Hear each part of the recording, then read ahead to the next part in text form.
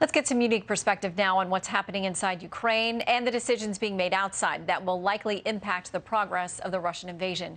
We're joined now live by former Ukraine ambassador to the U.S., Konstantin Grishchenko. Ambassador, thank you for making time. It's good to have you with us tonight. Thank you for having me. I know at one point you were also Ukraine's ambassador to Russia. What was the relationship like at that time, and did you fear this is something that Putin would actually do? No, I don't believe that at that time, when I was ambassador there, anyone would contemplate such a possibility. We did have different views on history, different views on what should be the future of Ukraine and Russia, but we never thought, at least I haven't heard from anyone, having ambition, having any kind of design to use military force en masse against civilians as it happens today. It is something unbelievable and totally inconceivable before. Most of the world is condemning him. Obviously, China is another story, but most of the world is coming together, Europe coming together, NATO, a strong alliance, getting stronger in the face of this. They're repudiating everything that he's doing. Does that matter to him? Your take on his psychology, his motivation, is there anything at this point that would shut him down short of force?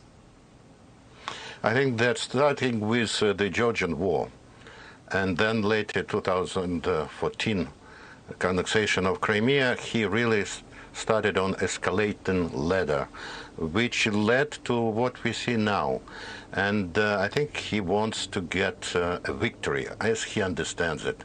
But one should not be deceived by the idea that it will stop with Ukraine. Ukraine can only be the next stage of what is an escalating ladder which he climbs, and climbs to the top from where he can only go to hell. And unfortunately, again, when we discuss non-fly zone or the distinct possibility that there will be direct conflict between NATO and Russia, if it not happens now, it will happen later. He namely needs to get a sense that he cannot do whatever he wishes to. Here we have a major humanitarian crisis. We need to allow the Ukrainian armed forces to fight on a level field game, where at least some countermeasures, electronic, airborne or ground-based systems would provide assistance and protection from airstrikes.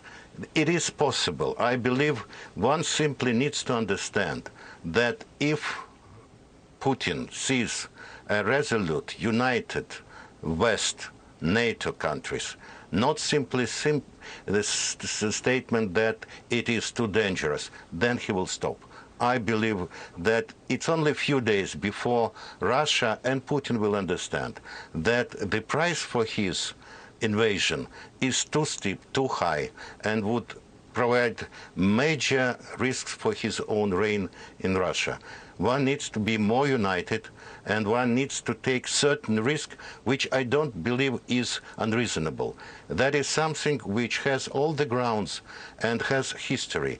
There were good examples of non-fly zone, and at least to protect the civilians which are running away from this conflict and help avoid the major destruction of infrastructure. That is something that should be the major focal point of what the West could do. Ambassador, you know for now the Biden administration remains opposed to that and continues to make statements that it would lead them, they believe, into an incursion directly with Russia and explode this way beyond just Ukraine.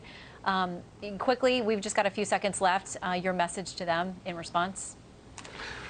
You know, if anyone thought that they could stop them from doing what they've done recently in the last few days, they were mistaken. And now we see the desire of all the politicians in the West to move further, to bring more sanctions, very serious sanctions. And I think that next stage, it will not be driven by the desire to avoid war, because to avoid war, one needs to be resolute and to take certain risks which are reasonable. And the reasonable risk is really to insist on non-fly zone.